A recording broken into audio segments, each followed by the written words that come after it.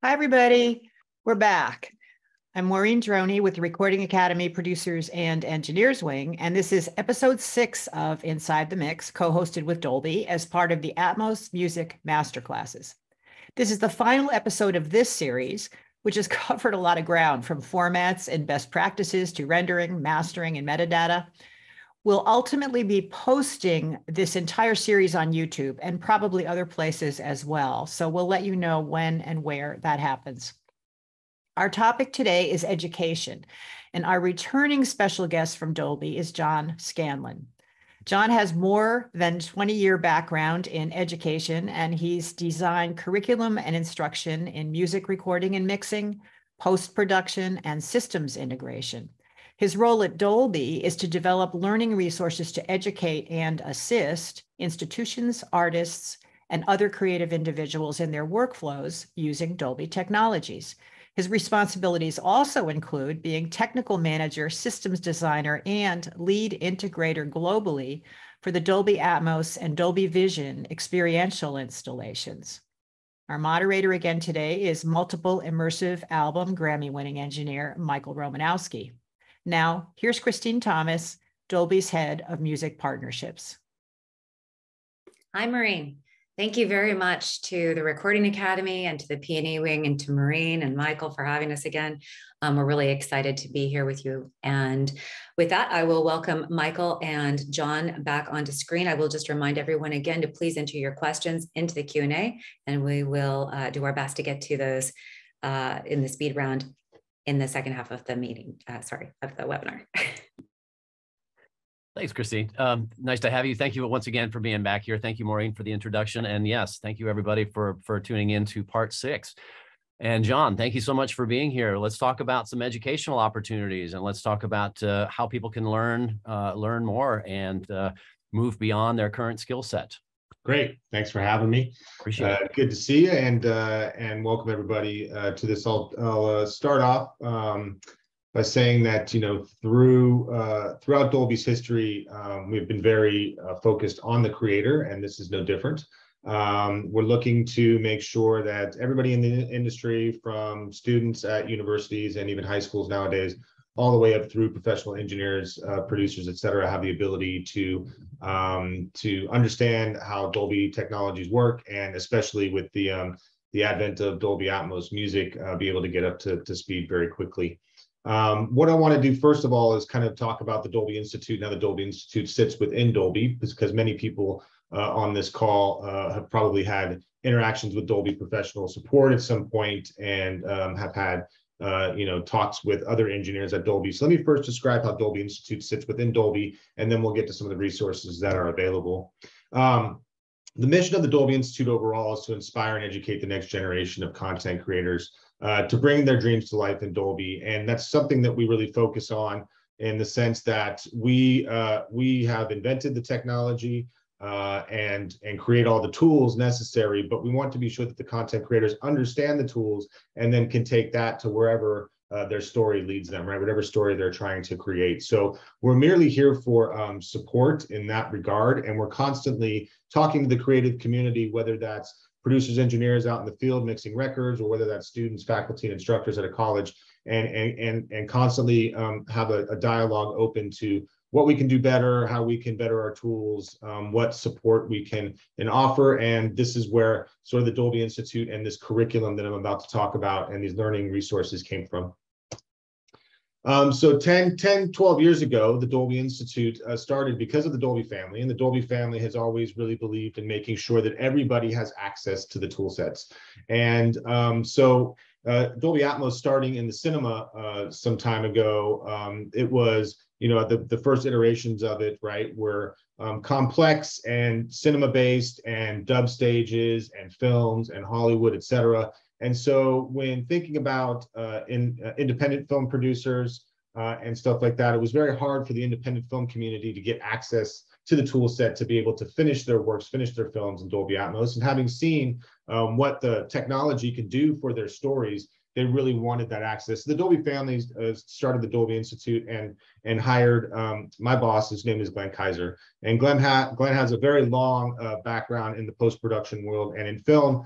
And so his initial job was to go out to film festivals and talk to the creative community about what they're doing, look at their films and talk about how they can start to produce in Dolby Atmos and eventually Dolby Vision, which is our imaging technology, and was able to grant fellowships to a lot of these films that he came into contact with to be able to subsidize what the independent filmmakers were doing with their work and then finish their films in Dolby Atmos for them. And again, that was all grant from Dolby.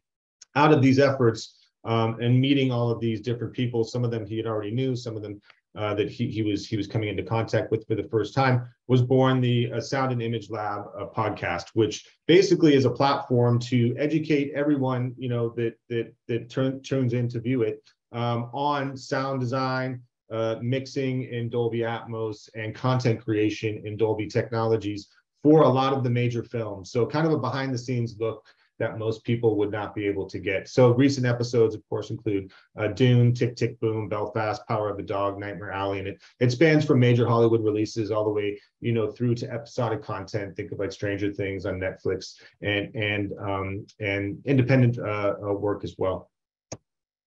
Nowadays, what we're here to do in the Institute, which has evolved over the last about 2.5 years, it started a little bit pre-pandemic, let's say mid-2019, where when Dolby Atmos tools became more and more available and more accessible to people, we found the need to really start to think about educating people on how to use our resources. So you can see up in the top left corner, Blackbird in Nashville, that created a great space to be able to mix in. And then over on the right-hand side is actually a former student of mine who created their own space in South Korea, a bit of a more modest setup, and now all the way down to mixing on a laptop and headphones. And we're really making sure that people understand that the entry point into learning about Dolby Atmos, immersive audio, and content creation tools is accessible to a lot of people nowadays, and that they don't need to have a humongous budget and outfit their room with lots of speakers. Now, that's not to be said that, you know, we finish mixes on headphones, right? Because it's not the case at all. But content creators now, especially younger content creators, independent creators, can at least learn how to produce in the format on a laptop with headphones. And then if they're finishing their work, bring that to a studio that's equipped, et cetera, or start to work on their own space to actually expand that into a Dolby Atmos room. And part of that as well is just the ecosystem. So in talking about the ecosystem overall, we've evolved quite a bit. And Apple opening up Core Audio to 130 channels really was kind of the gatekeeper for this, enabling native production in Dolby Atmos. And we've got a lot of partners now, and all of them, I know that you've had previous episodes on this, but all of them have different capabilities. So Avid Pro Tools, Apple Logic Pro, the Steinberg family of Nuendo and Cubase, Ableton Live, Blackmagic, Pyramix, all of these allow you to produce in Dolby Atmos. So introducing content creators that are working in DAWs, that this is not a Pro Tools specific or a Steinberg specific thing, that we have lots of different partners and lots of different DAWs, and that whatever DAW you're used to is most likely enabled, and you can begin working in the format. And then the most important thing to me to get people excited on it, as we were talking about a couple of days ago internally, is that I really feel like it's important for people to understand that when they produce content, it doesn't end up in a vacuum. Being in audio education for many years, seeing lots of formats come and go, you know, oftentimes a lot of us get to work in these new formats. You know, if I think back, DSD, SACD, DVD audio, surround mixing. However, that's not attainable for a lot of content creators out there. And also, when we're thinking about those formats, which were awesome sounding formats, how do you actually play this back for somebody, the fans, right? Family, friends, how do you actually QC this in another environment? And so telling people that the ecosystem is actually built in, the ecosystem is out there and it's available. So we've got Dolby Cinemas, Dolby-enabled televisions, home theaters with sound bars, AVRs, smart devices, laptops, et cetera. And now even gaming, right? So Xbox is now enabled with Dolby Atmos and Dolby Vision. And we also have live in-venue concerts and automobiles that are equipped with Dolby Atmos as well. So really you can see that if you're thinking about getting into immersive audio, We want to be sure that it's easy for you to learn, and that you know that when you learn this particular format, that it's easy for you to QC your work and to get it out into the ecosystem and to distribute. And when we're thinking about, home theaters back in the day, so we're thinking about, a lot of perception of Dolby home theater being high end or the top of the market. But now those SKUs and the availability of these devices has actually been able to come from entry level all the way up to that home theater enthusiast. So yes, there's still Dolby Atmos systems in home theaters that are very extravagant and sort of the cream of the crop. But now everywhere in between, you can find something that works for your budget and, quite honestly, just what you want in your home. That could be a home theater with in-ceiling speakers, or it could be up-firing speakers in your home, or it can be all the way down to a soundbar, which can create a great immersive experience at home. Thinking about the plethora of artists that have now also signed on into the immersive audio world with Dolby Atmos, the content creation stream has been plentiful, and it's growing and is not going to stop, right? So the great thing about this is when this was first announced and released, let's say 2019, end of 2019, there were of course artists that were working in Dolby Atmos, and the focus on that at that point was kind of like remixing these albums into Dolby Atmos. But now that's completely shifted, and people are thinking immersively from the beginning, right? So the next albums from these artists are not remixing their back catalogs, although that's also being done. But it's also, how can I create my next album immersively? And we're even into a new world of creativity, which I don't think we've even breached yet. And in some records we have, but there's a lot of exploration that can be done now. How do we create something? How do we create a piece of music now that is immersive from the beginning? Now that we know what the tools can do, how do we record this differently? How do we go into a tracking session differently? How do we approach the mix differently? How do we do pre-production differently? So this kind of shifts how we can tell the stories of music to all the fans out there, and more portray more accurately their original vision for their music. Also letting people understand that the streaming devices and the streaming services that they've signed up for likely already are streaming Dolby Atmos music. So if I'm a fan on the other side of this, right, or if I'm a content creator or an artist thinking about the fan on the other side of this, if I create a piece of music in Dolby Atmos, how is my fan going to listen to it? Are they going to have to buy a bunch of equipment? Are they going to have to pay more money? Oftentimes the answer is they've already got it in their pocket, right? Where they have a Dolby Atmos enabled device. And if they wanted to step into something where they could get Dolby Atmos speakers for home, that's definitely an attainable thing to do. It's not only high-end home theater systems now that will do Dolby Atmos. There's lots of different devices in the ecosystem at every price point. And of course, not speaking of music directly, but there's a definite cross-pollination in this, where we're talking about our different movie and episodic partners in Apple TV Plus, Vudu, HBO Max. And these, again, are just kind of a sprinkling of the different partners that we have. There are other partners and other geos that we're not listing on here at the moment, but there's a cross-pollination here. As if we think of music, music is necessary for everything, every form of entertainment. So we're not just talking about albums, but we're talking about movies, episodic, we're talking about gaming. So we're talking about every facet of entertainment now when you're thinking about how to mix Dolby Atmos music. Dolby Live Park MGM is our venue now in Las Vegas. That is our flagship Dolby Atmos concert experience, and we just started holding shows there. And Usher's been performing, and it's been going very well. So we really see that this kind of completes the chain musically of being able to listen to an album in immersive audio and Dolby Atmos, and also experiencing that live beyond just listening to it through a streaming service and on your device at home or on the go. And then the last thing to kind of complete that chain, I always think of CD or cassette to CDs for me. I grew up with vinyl and 8-tracks, but then moving from cassettes to CDs, really it was, can I get it in my car? And that is now a reality for Dolby Atmos being enabled in automobiles. And that pipeline and ecosystem is rapidly expanding through different manufacturers.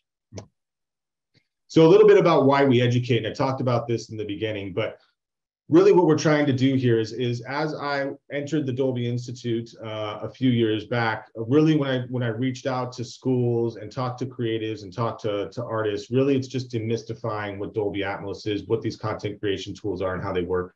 Oftentimes people paint a picture that these tools for content creation are much more difficult than they actually are. And I actually talked about this the other day as well, where when I first got started in this and trying to think about how to present these tools to new people that wanted to create in the format, I thought back to how I learned, which was stereo to surround to whatever new format came out in a very linear fashion. And for me, learning Dolby Atmos, I actually had to take that approach. I thought, okay, I'm stereo, now I'm surround, and it was very difficult for me to get to surround to Atmos and objects, and what is that? And you cannot mix into channels, wait a minute.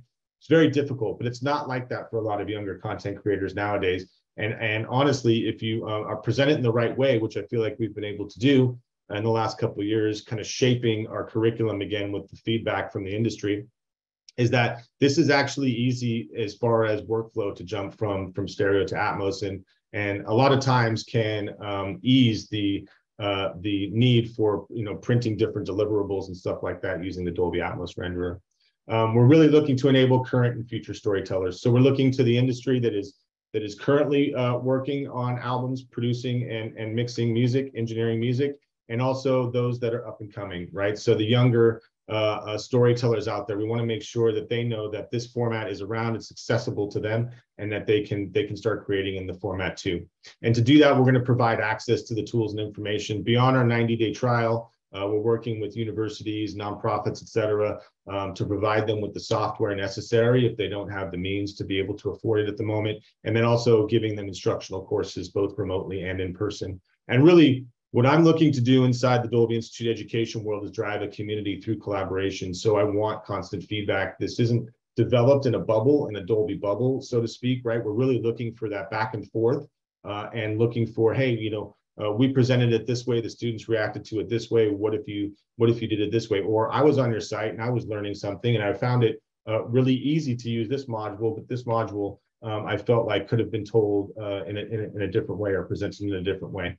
And we're really looking for professional mentorships to occur out of this, and sharing of work so that others can see creatively what is actually being done with the tool sets that Dolby has created. John, if I again real quick, I just want to jump in and just say thank you for, by the way, using the word storytellers, I think is great. And I think that you guys thinking about, and to me, this is one of the big aspects moving forward is, besides the back catalog, besides currently envision projects, being able to look at how are people going to be creating in the future, and thinking about composition and thinking about soundscapes and thinking about painting and the walls and things like that, is indeed telling a story. And that's exciting that you're engaging folks and teaching them to think about it in that fashion moving forward, again with the educational aspects. And I just have to say also, I really think it's awesome that you mentioned the listening environment. You're getting feedback from folks. I think one of the best things that we can do certainly is look at listening as a shared experience, bringing people to the studio. We talked about this the other day, and the idea that, like, I have folks come here to just sit and talk and listen. We used to do that with stereo stuff. That's how we got ideas of how we worked in as engineers, growing and learning. And we have to really also think about the social nature of that and the interaction and experiential with other folks. So I'm really glad you're framing it that way, and carry on with that feedback back and forth from the listeners back to you guys about what works and workflow and all. So fantastic. You're incorporating that in your educational opportunities. Yeah, thank you. That's a very good point as well. And I want to mention too that, Christine's team and I work very closely together. And although we can't be in the same place all the time, we're constantly feeding off each other. And if, somebody from the music partnerships team goes out to a studio and does a workshop and they're using any of the Institute assets, the artists, the producers, the engineers, et cetera, the guests that are showing up are giving feedback on that channels back to me. I'm able to then rework those assets, and we're getting better and better as time goes on. So there's definitely, like you talked about, those listening events where people can actually get in the room and hear what it sounds like to work in the format. And then that feedback back to us that, like, look, this is what you guys created was great, but this section's a little hard to understand. Can you reword this in some way? And that, we'll continue to shape that over time for sure. Yeah. Yeah. And the listening aspect, like you said, but just one more thing is the headphones, that the ecosystem now is such that you can be working on headphones. But what an opportunity to get to, to sit with somebody in a studio and on speakers in a well-tuned room and sit and have that dialogue and discuss what's working, what's not working. If I'm approaching it this way, what happens with the stereo listening, and then who's going to be hearing this through on. So yeah, absolutely. Thanks, John. Yeah, and that's a consistent message too. I mean, people, especially younger people, need to understand that, listening in headphones has always been part of the content creation process when it comes to music. You're mixing your studio, you're checking it on headphones, you're checking it in the car, you're checking it in all these other places to make sure that it's translating properly. This should be looked at the same way, right? So you can use headphones, of course, to create your content, but you need to check it in a proper studio that's equipped. You need to check it in all these different places in QC or work. Yeah, absolutely. Yeah. So a little bit about careers overall, and I think this is important to understand because this is obviously a music-focused community, but the crossovers between Dolby Atmos music and all of these different markets is expanding pretty rapidly. So of course we have audio post-production for cinema and episodic, so let's say films, etc. We have music remixing, we have full album productions. The gaming part of this is becoming more and more fluid. People are releasing albums, as everybody knows, inside games. Artists are being sponsored to be inside video games, and so music, as far as an asset to a game nowadays, is becoming very, very important.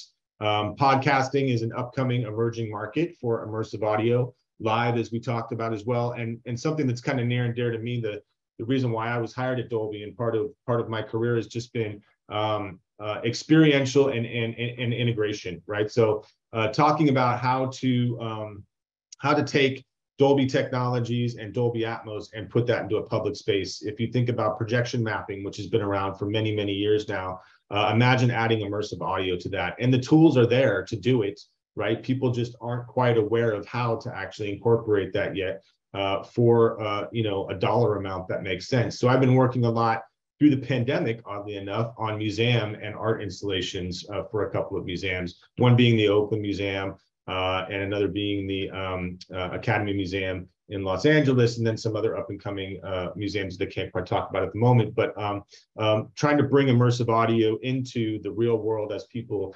experience art. And there's a lot of installation, support, and integration work out there as well in the format.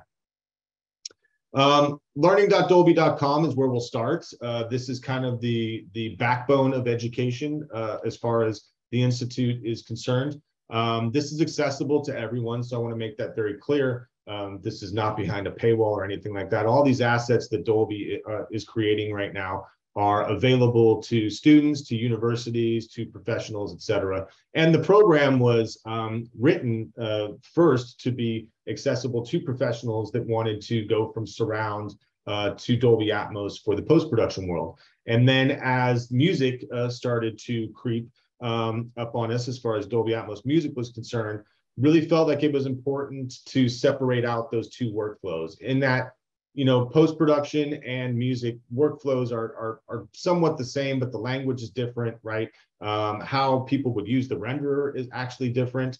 The necessity for some of the stuff in the post-production world is not the same in music. So wanted to make sure that the curriculum was driven towards a music professional over a post-production professional. And there's, of course, again, some crosstalk between those two, but really feel like we've done a pretty good job now on identifying what's necessary in the music community versus the post. Something that has been important to me, being an instructor for so long, is text, graphics, and videos. They all work very well, but actually, obviously, getting your hands on the stuff and being able to work with it is important. So we've licensed content both in the post-production world and in the music world, so people can actually download full sessions of music, and there's exercises to actually drive them into the point where they get used to using the renderer in conjunction with Pro Tools, or they get used to actually using the renderer inside Logic Pro. Whatever their DAW of choice, we're going to have something there that they can download and they can be able to work in the format. And of course, again, that's all free. And I've just licensed 2 more pieces of music content, so we're consistently adding to that bank to make sure that we're covering electronic music, live music, pop music, all the different genres. As again, we don't want to focus on just one one genre in particular. That's great that you've got content to give people something to practice and to work their way through it. So build their skill set piece after piece after piece in complexity and engagement. Yeah, as we all know, when you're learning, just being able to sit there with your own DAW and work your way through it builds a certain level of confidence and breaks down that barrier to where you're just like, okay, now I can actually see how this operates rather than just reading it on a screen. I'm going to go start creating some content in this. This is really cool. Yeah. So DolbyInstitute.com, there's a couple different sites I'm going to show you. Learning.dolby.com is where all of our curriculum sits. You can access that through DolbyInstitute.com or professional.dolby.com, which I'll show you in a minute. And understand that all of these sites are very closely interweaved. They all bleed into each other to a certain extent. But people are driven to certain sites depending on where they're coming from. And the Institute itself was built around learning resources for universities, for students, for educators, admin, faculty, those sorts of things, and creative individuals that are maybe independent, just getting into the industry, or just being introduced to Atmos, right? So they're working in stereo. They've heard, this thing, Dolby Atmos, immersive audio. Maybe they listened to it on Apple Music or somebody, another engineer friend introduced them to it. They would come here for those tutorials and those assets. This is also where the podcast lives, so the Sound and Image Lab podcast. And again, all of the sort of learning tools, for instance, we have this Dolby Atmos binaural listening visualizer that we have online where you can switch between stereo and Dolby Atmos to hear the difference via headphones and get people to experience what the format can do and then move themselves into a learning path that feels comfortable. Professional.dolby.com does what it says. It's driven towards the professionals. So it's people working in the industry already that are now moving into Atmos and need more information. So there's, of course, a complete Dolby Atmos music ecosystem overview.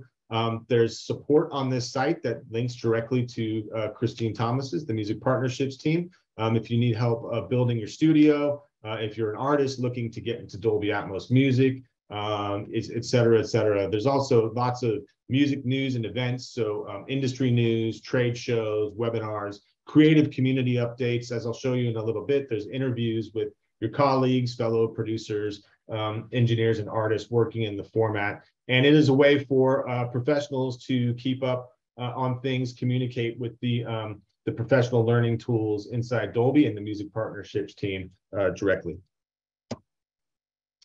What we've also created, besides written curriculum, which I grew up, with books and manuals. Nowadays, people learn a lot differently, including myself. Putting YouTube on double speed, right, to be able to learn a new piece of software or something like that. So we've done the same. We recognize lots of different learning types out there. And so we wanted to make sure that we're providing video content that closely mirrors our curriculum. So the Dolby Atmos Music 101 series does just that. We took the curriculum and put it into a video format where there's a human, Luke Argilla, there talking to you about himself working in Dolby Atmos and those different workflows and how to actually, connect the renderer or, work in Logic and all those sorts of things. Beyond that, you have the professional out there who hears about something, maybe the Dolby Atmos album assembly tool, and they very quickly just want a 5-minute snapshot of what this tool does, how they can get it. Those quick start videos are also available on professionaldolby.com as well. Again, you've got many people out there that have been using Logic Pro or Steinberg Nuendo for years, and they just go, okay, I just need just give me 7-minute overview of what this program does. I'll figure out the rest on my own. Those videos are up there for you. And on the other side of this, we want to look at this as a global community. So we're not just doing these in English. We have the curriculum available, the written curriculum available in 5 different languages right now. And we're also subtitling all of our video content into other languages as well. And then our colleagues in other regions, let's say Spain, China, et cetera, we're using their videos, subtitling those in English, because again, we can learn a lot from people creating in other regions as well. And we want that to be able to be available for the Americas at the same time. Dolby Atmos community sessions have become a very popular thing, especially through the pandemic when all of us were locked up at home. This was a way for Dolby to keep the community up to date on on tool advancements. So again, I mentioned the Dolby Atmos album assembly tool, the PHRTF creator, all these tools that are available. Also deep dives on workflows, but talking to creative professionals out there in the world that are doing this that are not Dolby employees, right? So producers, engineers that are out there working in Atmos, Michael, you're one of those people that we've had on a few times. And then talking to, up and comers like out there that are just getting into the format, up and coming artists, and talking to them about how they're creating, how the format has changed, how they tell their stories through music, and what they're excited about and what they're looking forward to in working in immersive audio. Great.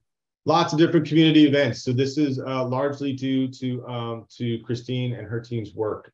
So a lot of these listening events, like you were talking about, Michael, at different, this is of course just a very small amount of what's actually happening out there in the world, but lots of different workshop events on how the formats work and listening events at different professional studios across the globe. We also, this is our first trade show back, it was NAMM 2022. And we created a whole educational series and brought in the people, again, that are working in the format in the industry to talk about how they see the format, how they work with it, which every engineer has different workflows, right? So it's great to hear all these different people come in and say, here's the type of hardware I'm using, here's the type of software I'm using, here's how I approach the format and think about this creatively. Also we have these same creatives out there in their own podcasts taking it upon themselves to talk about working in the format as well. And we're deeply connected with all of these people to make sure that, number one, we're giving them what they need to be able to support them doing their own podcasts and shows with information and software that they need and stuff like that to be able to showcase the tool sets, and then again get that feedback that we need to make sure that we're serving the creative community properly.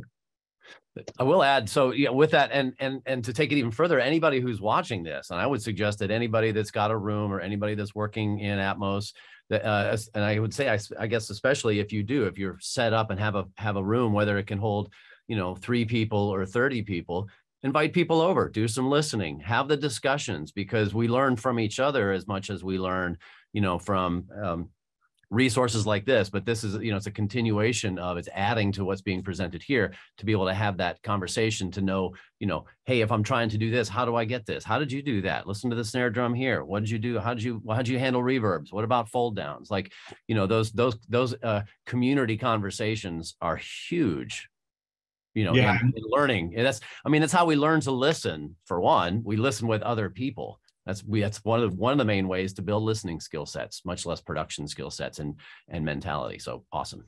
Yeah, and there's constantly things going on just like that. There was the installation that we did at the Oakland Museum. I'll give you a brief synopsis of it, but it was a composer named Nicole Mitchell, and she had her doctorate student who was working in Max, so Max for Live, and he was programming a patch. And basically what she wanted was the exhibit was Afrofuturism. So it was dedicated to Black culture's impact on music and art and et cetera. And so she wanted these great soundscapes to happen that were in the bed, right? But she also wanted things to float through space. And she wanted her vision was that they would collide and they would change timbre, pitch, et cetera. And they would even maybe swap sounds, or they would change amplitude. And over time, what you would get is a different mix depending on what day you came in. Now, when the doctorate student first came and said, I'm working in Max, I'm like, oh, well, I don't think that's going to work actually, because our tools don't work with that. And he's like, well, give me the tools and let me try. And I did, and he found a way for it to work, and I learned something new, right? And now I know that works. So you're right. Getting out there in the community and sharing these types of ideas is a way to push this forward and make this easier for us all. Yeah. Yeah. And we're storytellers and the art. At the end of the day, we're here to serve our clients, which is the music, the song, the artist, the music. And the better that we make these decisions, the better we serve their vision. And you're exactly right. I mean, the end of the day, Nicole Mitchell, who was the artist, actually got what she envisioned, right? And she was ecstatic about being able to take what she wanted and bring that to fruition. So we've got lots of different ways we're expanding the content creation community. Obviously, you know, the P&E wing, we work with Pensado's Place, Audio Engineering Society, many of the major bodies like this. But, you know, one of the important ones for me is in the middle there, and that's basically showcasing work that's happening from younger content creators in Dolby. So part of the Institute is we want to work with younger content creators, artists, universities, et cetera, to be able to take that work that they're doing and creating, and then be able to place that online so others can view it. And again, build that community where, as you keep saying, Michael, other people can listen to other work and learn from that work and hear what other people are doing in the format and grow from that. So we're looking to build that up as time goes on as well. Social impact, we feel like it's important to be able to reach out to all of these organizations that are doing such good work in the music space. Women's Audio Mission, we're working with them right now to help enable their space. Fem House, and she is the producer, all female audio engineers. We did a great series with them at the beginning of the year. Engineers, which is enabling independent engineers to be able to work in the format. And then Building Beats is one I like to bring up, that is a nonprofit based out of Brooklyn, New York. And their mission is to actually take students that are in high school that may not have the means necessarily to buy a lot of equipment and teach them, or go to school and teach them how to produce in the format. And so working with all these communities and showing them again that it's accessible, it's here, it's easy to get started and work in, and you should be adopting this format, because eventually, again, it's going to lead to a better music community. It's going to lead to jobs. It's going to lead to more and more immersive content in the market. Here's a bullet point list of our current resources, and it's a lot of text on screen, so I'll paraphrase it. But again, you've seen the individualized curriculum support that we can offer to universities, and individuals, again, can access this, and it's all self-paced. So professionals can go onto our site as well and walk through the content themselves. It's multi-language. Again, you've got downloadable exercise content and support for all of the Dolby Atmos enabled DAWs.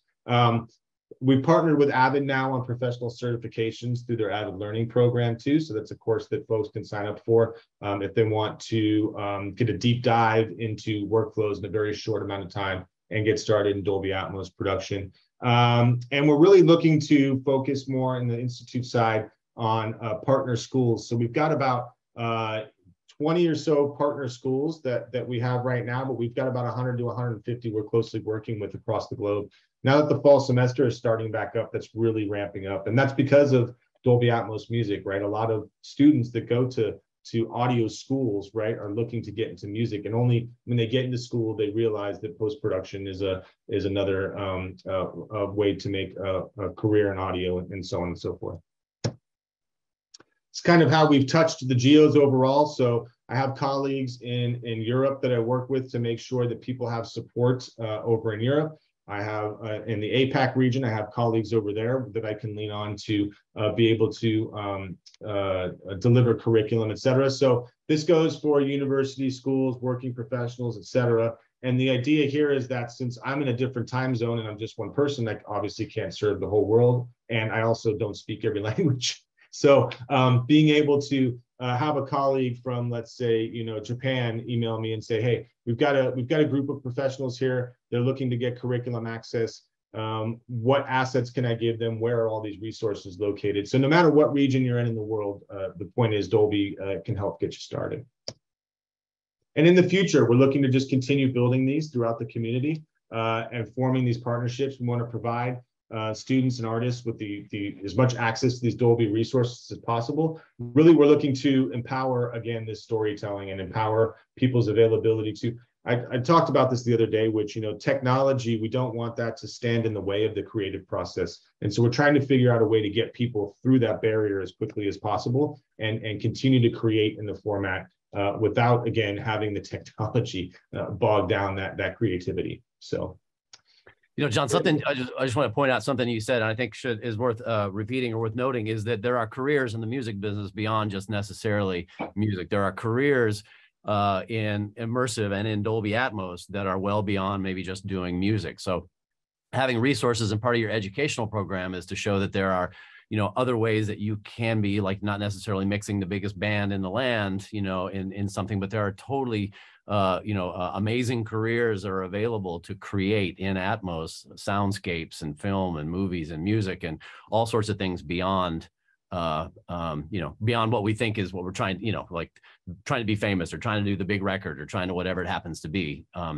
Amazing opportunities. And the fact that you're addressing those in your educational programs, I think is fantastic. Yeah, you're exactly right. I mean, I used to say it back when it was, mono stereo and maybe surround, right? It was everywhere there's audio, there's a job, right? So there's music all over the world. Now that's slowly becoming immersive, right? And I should say rapidly becoming immersive. Trying to keep up with it has been a chore. But Dolby Atmos overall, and understanding what it is, and then being able to again quickly work in that format. There's so many holes right now where there's not enough studios and engineers to be able to work in the format. So it's, I think, important for everybody to be to have the resources, access to the resources, and be able to educate themselves, or let us help to educate you very quickly and get you through that. Quickly, just contact in case anybody needs to reach out for anything. institute.education@dolby.com. That is how you reach me directly. I can help again with universities, high schools, nonprofits, et cetera, as far as curriculum is concerned. I can also help on the professional front. And if it's something where, it's a studio build or something like that, you can contact me and I can route you to somebody on Christine's team, for instance, that can help. So I can help to navigate as well throughout Dolby and get, all the pros to the right place if I'm not necessarily the right place. Great. Thanks, John. Yeah, I appreciate that. Should we bring Christine back on? Should we get into that portion? Hey, Christine, welcome back. Here I am. Hello, how are you? Hey, John, would you mind stop sharing your screen for us? Sure thing. Thank you very much. Oh, there I am. Took just a bit. I think I stopped on a pretty nice face there for everyone. So that was terrific. Thank you very much. We do have a question, and it is from Barry Rudolph. It's a good question, Barry. I'm told, because I don't work in post-production, is in parens, that it is ill-advised to turn in a Dolby Atmos music mix to be used on a post-production mixing stage in a movie or video production. Is that still the case? No. Would you like to explain, please, John? No, not at all. I think that's becoming more and more the workflow, right? Because a lot of these songs that are being used in these films are already mixed in Atmos. So yeah, I don't think that's the case at all. I think maybe, something where it's they want an ADM or something like that because they need, but beyond that, no, I would deliver it in Atmos. Yeah. Yeah, absolutely. We've actually done that quite a bit. So this will sound a little like a sales pitch, guys, but just to remind everyone of what's going out there on the global portfolio. So there are about 7,000 movie theaters that are Dolby Atmos enabled. And there are then a subset of those that are Dolby cinemas. And then of course, many of you know that Dolby does have a couple of private venues as well. These are used to greater and greater extent for music playback experiences. Some in the dark, like we do when we're kids, if you will. Close your eyes and experience your favorite album, if you will, in the dark. And some with a visual content component, whether it's something new, something a video like a concert, etc. But it's actually being done more and more.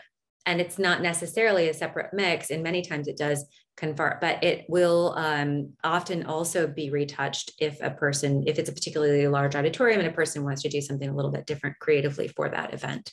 So both things happen. It'd be interesting to, like, if with respect, I guess, to large chain owned theaters, but if there are theaters around that are privately owned and are Dolby capable, it would be interesting for folks to engage their local theater and hold a listening event at a theater. Like, bring your fellow engineers, producers, artists in the area to Des Moines, Iowa, where there's a whatever it is. And it has happened. It has happened. It's I was really excited, so I'm breaking in on you.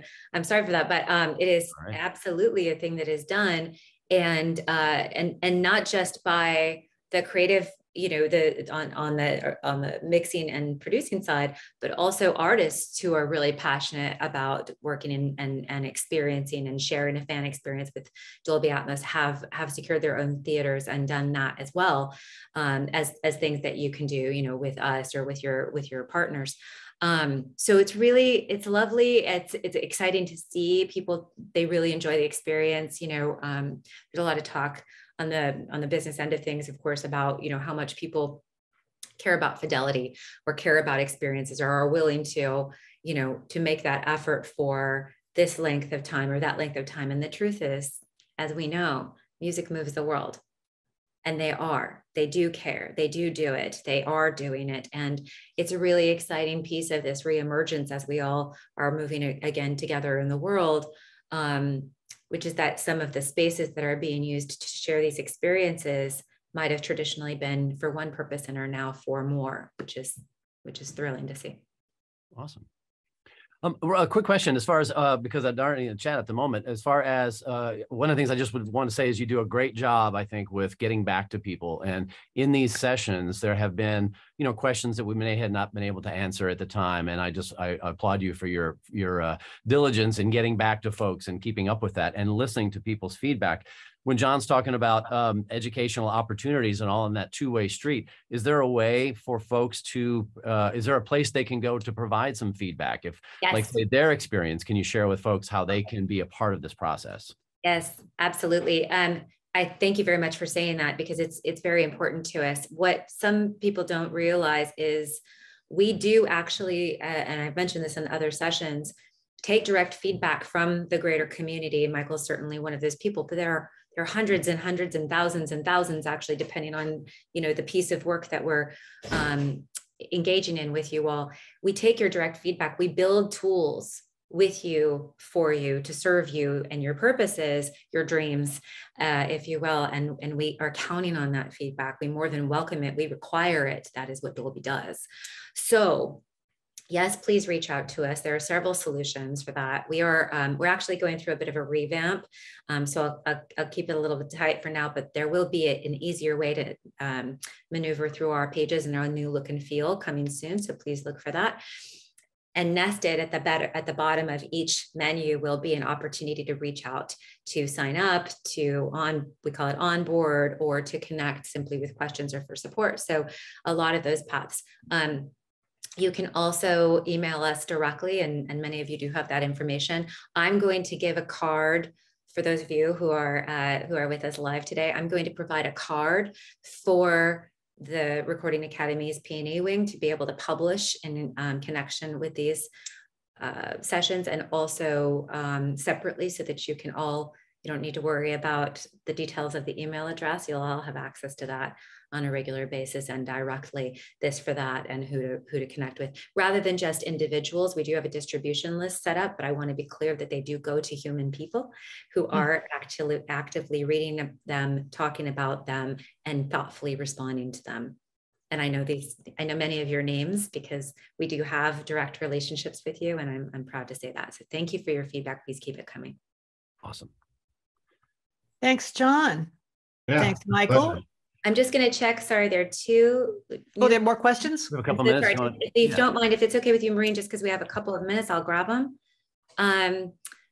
So good question, Barry. Is there a list or agenda available for the upcoming AES show in New York regarding Dolby Atmos music? We're in the throes of that right now, Barry. So stay tuned. We'll definitely make that available.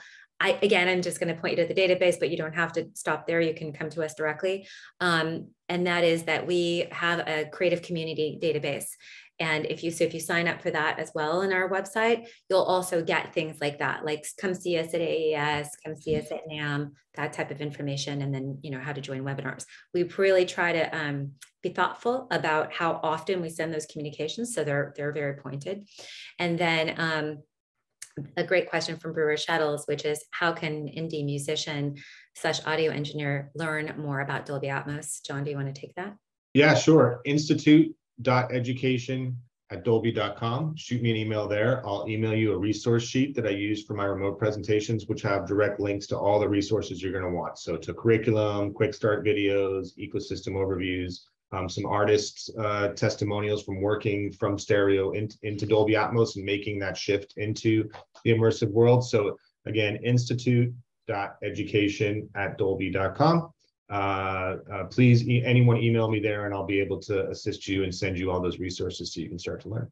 And the page I was referring to is professional.dolby.com. And you can get to both pages from the other. So please feel free to enter from whichever direction you like. Yes. And it's a wealth of information. And it looks like Candace put Truly. that in the chat too. So if anybody wants to go to that straight. Thank you very much. Truly, it is a wealth of information. That was just so impressive, John. So thank you for that. Thanks, Michael, for hosting these sessions. And especially thank you, Christine, for making it happen. And thanks everybody for tuning in. We've enjoyed putting this series together and we've certainly learned a lot. And we'll be back soon with more educational webinars focused on immersive sound and other topics. So I guess everybody, that's goodbye for now. And thanks again. Thank you very, very much. Thanks for having us. Appreciate it. Thank you very much right. for you guys. Then Christine and the whole team. Thank you to everybody that you brought forth to all of these sessions. Thank you for their time and their expertise. Thank you for sharing with us and being part of the P&E wing. It's a sincere pleasure, Michael. Thank you. Maureen, Candace, Jane, you guys are awesome. Thank you. Bye-bye. Thank you all. Bye-bye.